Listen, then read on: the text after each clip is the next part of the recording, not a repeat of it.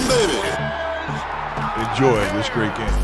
What's going on, everybody? Welcome back to the Humm Baby Baseball channel. This is Eric, and today it is time to predict free agents. Welcome back to the annual free agent prediction video. Today we're going to go through the top 25 free agents. This is not my top 25 list. This is MLB's top 25 list. I'm just going to go by their list and predict the landing spot for all 25 of them. They will be my predictions. Get ready to be pissed off. Get ready to let me know in the comment section. Crack is a hell of a drug. Let me know right now, because we're going to get into this. There's going to be some outside the box picks here, but hey, let's go. You never know what's going to happen in free agency, and we have some awesome players here this year. This free agent market is incredible. Starting at number 25, we have Raisel Iglesias from the Los Angeles Angels. Had a great 2020, followed up with an even better 2021. Struck out 103 batters in 70 innings with an ERA of just 2.57. He could get a qualifying offer from the Angels. He could take that qualifying offer. He's one guy who might actually accept it. But if not, teams that really need bullpen help include the Phillies, D-backs, Padres, Tigers, Orioles. But the Angels themselves are not going to want to part ways with him. They also, they have some decent names in that bullpen. Mike Myers comes to mind, Junior Guerra, but they really need a shutdown closer if they plan to compete at all in 2022. So the Los Angeles Angels, I think, are going to make it a priority to re-sign him, and I think they will be able to do it. I have Raisel Iglesias staying with the Angels. Coming up next is the ageless wonder. It is Nelson Cruz. Nelson Cruz hit 32 home runs. Nelson Cruz is an absolute beast. He made the All-Star team. He drove in 86 runs. He is 41 years old, but he has 449 career bombs. You know he wants to hit 500, and he could do so by 2023 if he keeps playing. Also, keep in mind, if the DH comes to the National League, that's a big caveat in this whole thing, like it could change everything, then he will be able to sign with a National League team as well, and I could see lots of NL teams going for him. I could see him playing for the Marlins, maybe the Padres, but for now, I'm going to say that he stays in the American League and signs with the Oakland Athletics. Next up, you got four-time Gold Glover Anthony Rizzo, who got traded to the Yankees mid-season. This is a guy, obviously, is going to give you great defense, great consistency with the bat, good contact hitter, and a good power hitter. Although he hasn't hit 30 home runs in a while, he still came through in the biggest game of the year with a big bomb in the wild card game. And he's expressed his desire to return to the Yankees, while obviously some Cubs fans are dreaming that he's coming back to the Chicago Cubs. Pretty much every former Cub is apparently coming back to the Cubs, from what I'm told. He also grew up as a Miami Marlins fan. There's been some rumors that he could be going to Miami, and there's rumors that the Yankees might cut ties with Luke Voit, who is going to be arbitration eligible.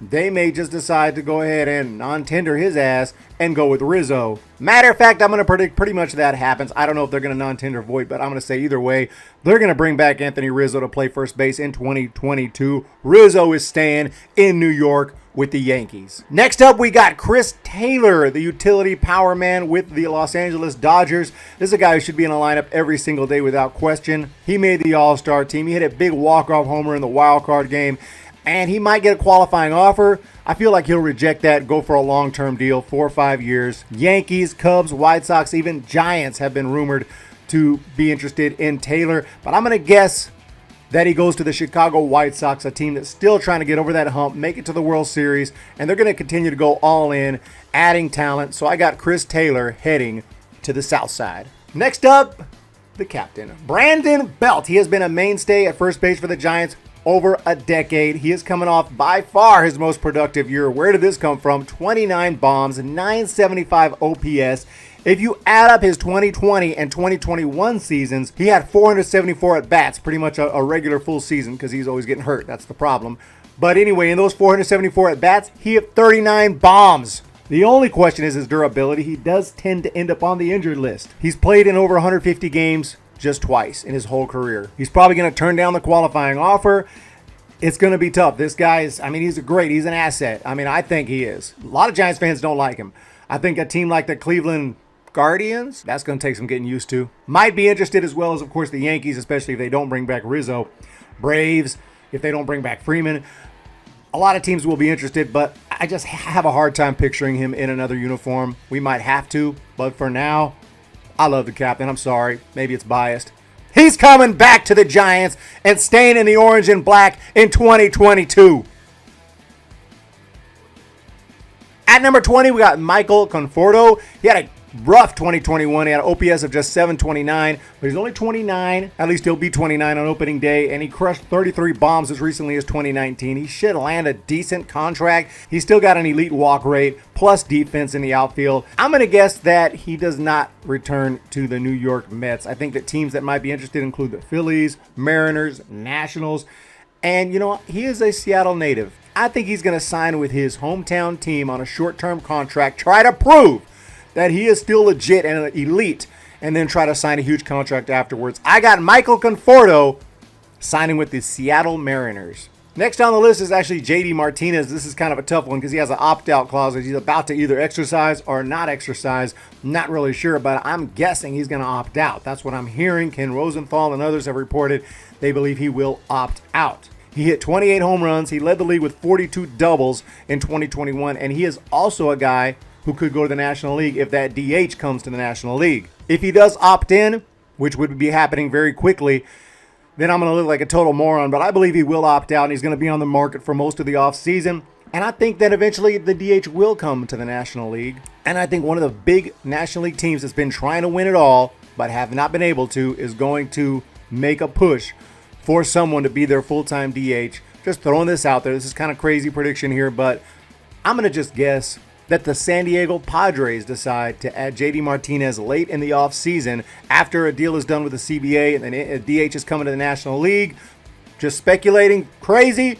Tomorrow the dude could opt in and I'm going to look like an absolute moron. But I got JD Martinez signing with the San Diego Padres. Coming in at number 18, Mr. Clayton Kershaw. One of the biggest names on the free agent market, future Hall of Famer, current free agent, and normally someone like this would be much higher on the list, but he's coming off of somewhat of a tough season for him. 3.55 ERA, 10-8 record, had a left forearm injury to end the season, so he's not going to demand quite as much as he would in his prime, but it's still Clayton Kershaw, and there's going to be a lot of teams desperate for starters, including the San Francisco Giants, who have signed ex-Dodgers Alex Wood.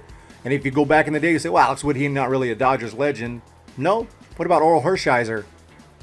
So I wouldn't put it out of the realm of possibility that the Giants make a move. Also, the Angels, Cubs, Rangers, Blue Jays, Orioles, Rays, Red Sox, all these teams that need starting pitching, they're all going to be in on him and every other starting pitcher I talk about. But I'm going to say that Clayton Kershaw, who has actually expressed a desire to spend more time with his family in the Dallas, Texas area, could it be that the Rangers make a move and end up landing him? I don't know. I'm going to say he goes with the Rangers. Texas Rangers sign Clayton Kershaw. Next up, we got Justin Verlander, who won a Cy Young Award in 2019, never to be seen again. He has barely pitched since then, and the Astros will certainly be interested in bringing him back, but there are also rumors that the Tigers might be interested in a reunion. I see them focusing more on a younger core. I do have them signing somebody later in this video. But for now, I don't see him coming back to Houston. The players didn't even want him to throw out the first pitch in the playoffs because he hasn't really been there at all. At least that's what I've heard. Multiple sources say there's no way he's going to be back in Houston. Even if he gets a qualifying offer, he's going to turn it down. So where he'll end up, this is a really tough one. I mean, I was thinking the Cubs maybe. Does he want to sign with Chicago? I don't know. The Yankees? I don't know. What about the Mets, though? What about the Mets? The Mets got a lot of money. Add him to that rotation with DeGrom, Carrasco, Walker. Feels like as good a possibility as any. They're a team with money. They're going to be trying to add and continue to try to win this division, win the World Series. After this horrible season, think that they're going to go ahead and take a chance. I'm going to go ahead and pick it. I got Justin Verlander signing with the New York Mets. Speaking of the Mets, we got Noah Syndergaard, who, like Verlander, hadn't pitched much the last two seasons. So it might feel weird to add two guys like that. But you might figure, well, one of them, surely at least one of them is going to be good. And so I think there's a good chance that the Mets still try to re-sign Syndergaard even if they are able to get Verlander. Besides, reports are he will get a qualifying offer, and I would think you would take that qualifying offer if you're Noah Syndergaard. I would think so. Get an opportunity to come back, make almost $20 million, show that you still got it, and then you can sign your big contract after that. So if they can sign Verlander, you bring back Syndergaard, all of a sudden you got a really impressive looking rotation. Even though a couple of them haven't pitched for a while, still the names in that rotation would be damn strong. And the Mets have other internal options as well. So, the Mets have some pretty good depth, and I think that this is a very strong possibility that Noah Syndergaard returns. I'm going to predict that it happens, that Noah Syndergaard returns to the New York Mets in 2022 and stays. a Met. Next up, we got Carlos Rodon. He pitched for the White Sox in 2021. He made only $3 million and had a fantastic year. He threw a no-hitter. He had a 2.37 ERA. There was some shoulder fatigue near the end of the year, and he has been injury-prone throughout his career, but the White Sox would love to bring him back, but his agent is Mr. Scott Boras, and they're going to be looking for a substantial raise. And after that great season, there are going to be a lot of teams after him. I mean, the Cubs need starting pitching, and all those other teams I mentioned, the Twins, Astros, Nationals, Giants, could be in on him. But I'm going to predict the Los Angeles Angels finally sign a decent starting pitcher and address those needs in that rotation, and they get Carlos Rodon to join Shohei Ohtani in that rotation. Carlos Rodon, I got going to the LA Angels. At number 14, we got Kyle Schwarber, who hit 266, 374 on base, 554 slugging, 32 big flies for both the Nationals and the Red Sox. He has already declined an option to return to Boston and will be a free agent. One team that crossed my mind was the Rockies. They could be interested, just dreaming of what he could do at Coors Field throughout an entire year, especially if the DH comes to the National League. I've heard rumors that the Tigers could be a possibility, but I'm going to say that with my prediction that JD Martinez opts out, which I could be looking like a complete moron because he may have already opted in by the time this video uploads. But I'm going to say that Schwarber stays with the Red Sox. Even though he didn't exercise his option, I think they're going to be able to get a deal done. He stays in Boston with the Red Sox. Next up, we got Nick Castellanos, who already opted out of his deal with the Reds. He is going to be a hot commodity this offseason. His defense is a little questionable, but again, the DH could come to the National League, could go universal, and the Reds are going to try to re-sign this guy. I mean, and that's a possibility. But with Castellanos opting out at 2 years, worth $34 million, you got to think he's looking for something big. There's been some talk that he could return to the Cubs. It's possible, but, I don't know. I think the Red Sox are possible. Marlins are possible. Lots of teams are possible. I'm going to say the Washington Nationals, who could really use another big bat, they're going to make a strong push for Castellanos, and he signs with them. So I'm going to go ahead and predict that Castellanos signs with the Washington Nationals to play some outfield, mostly DH, assuming it goes universal, in D.C. Coming up next, Starling Marte stole 47 bases in 52 tries, hit 308 for the A's and the Marlins. What a year for him. Basically zero chance he goes back to the A's. He's going to be looking for a nice payday. The A's, if you want a really nice payday long term, the A's is not the one. I think with my prediction that Nick Castellanos signs elsewhere, the Reds are going to be trying to replace him, and they're going to make a big offer for Marte. But there's also the Yankees. They do have Aaron Hicks, but he's always hurt. And there's other teams as well, like the Cleveland Guardians, who I think are going to be looking to spend big on an outfielder, and they got some extra cash to do so. I'm going to say Starling Marte. By the way, we'd love to have him in San Francisco, but I'm going to say he signs with the Cleveland Guardians. Moving on now to number 11, Marcus Stroman. Just outside the top 10, Marcus Stroman, he proved his value in 2021. He had a solid season, 179 innings, ERA just over 3. Reports indicate he could be worth 5 or more years at around $25 million per. One team on the rise that I think is going to have a really good offseason is the Seattle Mariners. They're going to be looking to make some splashes this offseason. The Dodgers are going to be looking to sign big names like they always do. You got Kershaw and Scherzer possibly departing. Who knows about Trevor Bauer? However, if the Dodgers are willing to spend what Stroman is looking for, they might as well spend enough to bring back Max Scherzer. However, I think he's going to sign with someone else, a team that I talked about earlier, a team that appears to have more than enough talent, but then they can't ever get it done.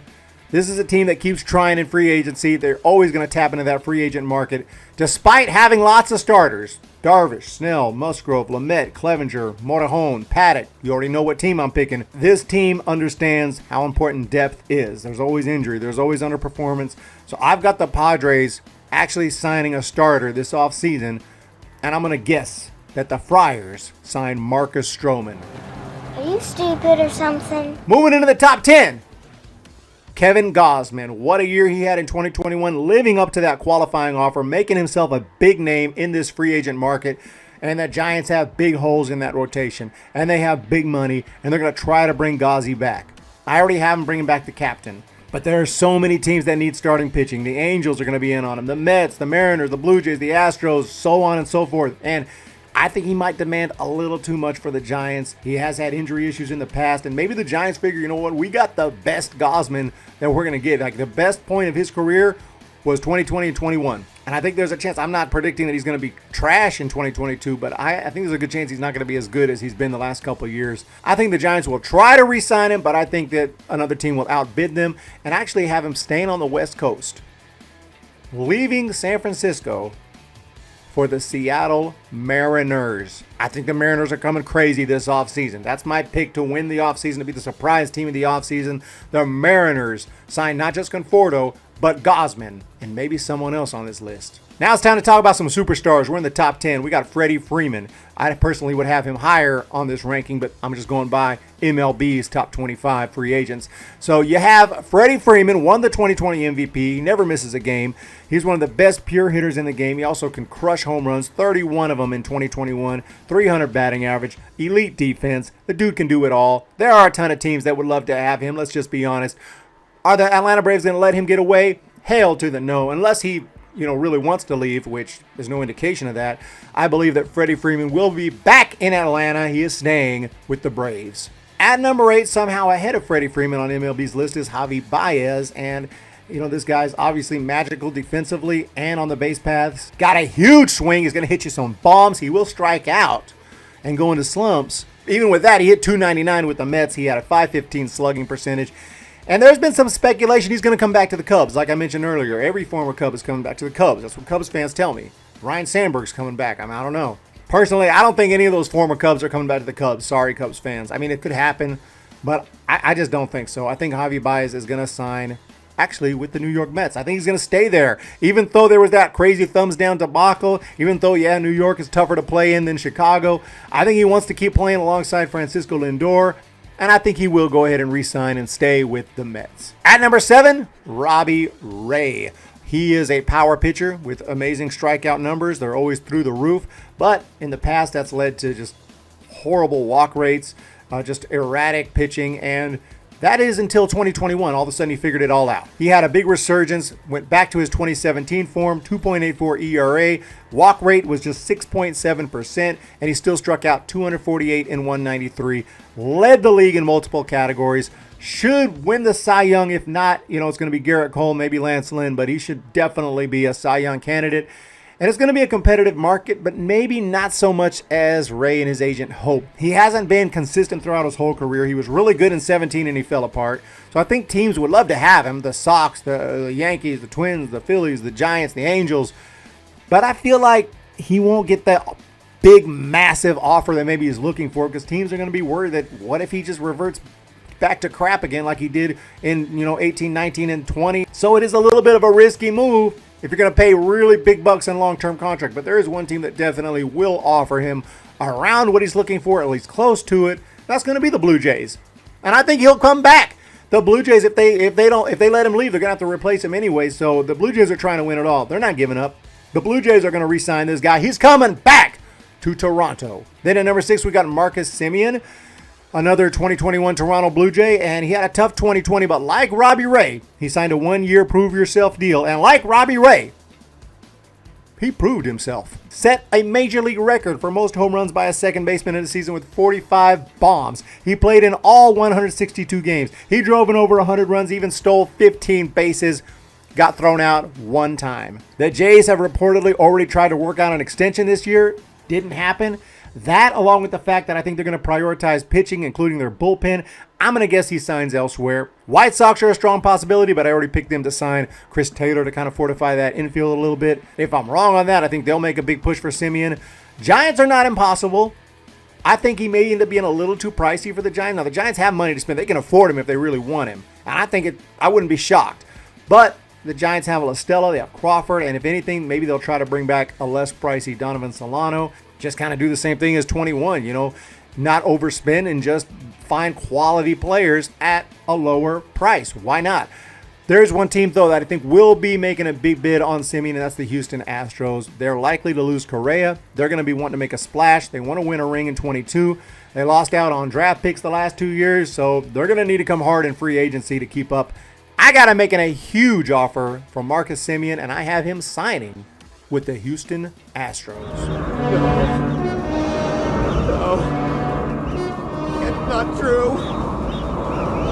That's impossible. Moving to the top 10, we got Trevor Story. Now, I'm pretty sure he ain't going to be signing with the Rockies, although I've read some reports that there's a chance he could be re-signing, but he's pretty much indicated himself that he won't be re-signing. He was even angry when he didn't get traded. This is bullshit! Story's reputation speaks for itself. The guy's a plus defender. He's got speed. He's got power. He should demand a hefty contract. Cubs, Phillies, Angels could be in the mix, but I got a feeling that one of the big market teams is going to make a move on Story, and they're going to sign him. And it's the New York Yankees. They have some room to maneuver around that infield a little bit. Gleyber Torres, they can move to second base and put Trevor Story at shortstop. DJ LeMahieu can still fill in everywhere. He's like a super utility guy, pretty much plays every day. And I can just picture it happening. Trevor Story, New York Yankees. Let's be honest, it's happening. Trevor Story's going to the Yankees. I think I was a little too overconfident the way I said that. I certainly could be wrong on that. Next up, we got 37-year-old Max Scherzer. Despite his age, teams are going to be all over this guy. And now, obviously, it's not going to be a super long-term deal. He ain't going to be signing no 10-year contract. But his annual salary is going to be nuts. I'm not going to predict it, but this is just a dark horse possibility. St. Louis Cardinals. They still have a small window where they can try to win. Goldschmidt, Arenado are still there. And he has pitched great at Busch Stadium and in his career, and he's from that area. Giants are another possibility. They got a lot of money to spend. I would love to see Max Scherzer in the Bay Area. But again, I just don't know if it's going to happen. I think that they're going to use all their money to kind of sign more guys, add less, go not put all their eggs in one basket. Even though, I do have them signing Belton, trying to bring back Gausman. But I think Scherzer going to be a little too pricey. My actual prediction is he's coming back to the Dodgers. I mean, I hope not, but I think he's going to be coming back to the Dodgers. The Dodgers have some question marks with a guy like Trevor Bauer. If there's one team that can definitely afford him, is definitely going to try hard to sign him, it's the Dodgers. They're going to try to bring him back, and I think they'll do it. So I have Max Scherzer staying in Los Angeles. No! Moving into the top three, and I got all three of these guys moving to a different team, starting with Kris Bryant. Sorry, Giants fans. I just put out a big spoiler. Bryant was good for the Giants. He was great. I really loved seeing him in a Giants uniform, especially in the NLDS. He went 8 for 17. He hit a home run. Giants have the cash. They could definitely try to lock him up, but at the end of the day, I think he's going to end up elsewhere. I think he was going to be a rental to try to win the World Series in 21. Didn't work out, and now there's going to be too many teams. They already have guys to cover the positions. We have Longoria at third. We have Crawford at short. Yeah, the guys are a little bit older, but in the future, we got Luciano. We got Toribio, maybe Casey Schmidt. Guys are coming up through the organization, so you don't want to give Kris Bryant this giant, massive, multi-year deal, but there are other teams that will give him just that deal, and I think I mentioned earlier, I had someone else going to the Seattle Mariners. They're going to have a huge offseason. They're going to make a massive offer, 6 years plus $160 million, something in that range. It's going to be insane. They're going to sign, in my predictions anyway, Kris Bryant to play alongside J.P. Crawford and try to bring a title to Seattle. Kris Bryant, I got going to the Mariners. Bringing us to the top two, and now it's Corey Seager. This is one of the best players in the game. Only his injury history could really hurt his payday this offseason. He should get a good one. And normally this would be an easy decision. Like, he's going back to the Dodgers, right? They're going to re-sign him. But with the acquisition of Trey Turner, and they still got Gavin Lux to play second base, maybe they move Turner to his more natural position at shortstop, and they let Seager sign elsewhere. I think the Cubs are going to come hard on him. I think the Yankees, if they don't sign Story, are going to come hard. But I got another team that needs help in that infield, tapping into the free agent market and paying up to get him in. It's the Philadelphia Phillies. They had big problems, especially on the left side of their infield. Didi Gregorius hit like 209. Alec Boehm wasn't great. No one came to the rescue, and the Phillies are still trying to win. So I'm going to say they make a huge offer for Corey Seager. Make it happen. Corey Seager to the Phillies. Which brings us to the number one free agent in the 2021-2022 offseason. If you made it this far in the video, thank you so much. Hit that subscribe button. And it's Mr. Carlos Correa as the number one free agent. And the only downside is you probably won't get 162 games out of this guy. He played in 148, though, in 21, which is not bad. But he tends to get hurt.